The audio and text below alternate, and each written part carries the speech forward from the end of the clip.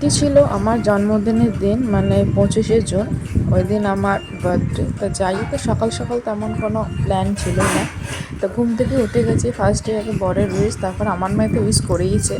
আর উইশের জন্য একটা গিফটও দিকে দেখতেই পেলে আমার ঠোঁটটা লাল হয়ে গেছে আর কি। তো যাই হোক, তারপরে উঠে আগে সকাল সকাল উঠে নতুন বেড কভার চেঞ্জ করে নিয়েছি। উঠেই তারপরে ওদিকে পায়েস বানানো।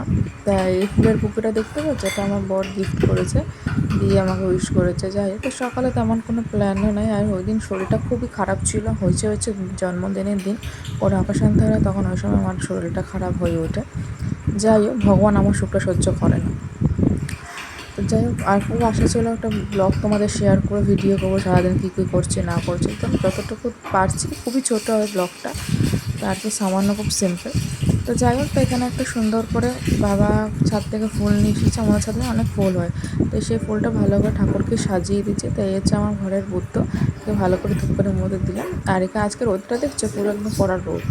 তা মেনু এগুলোই হয়েছিল, তা আর কি, তেমন ভালো করে পুরোটা খেতেই পারিনি। তো মিনি ব্লগটা এখানেই শেষ করছি। চলো টাটা, পরে নেক্সট ব্লগে।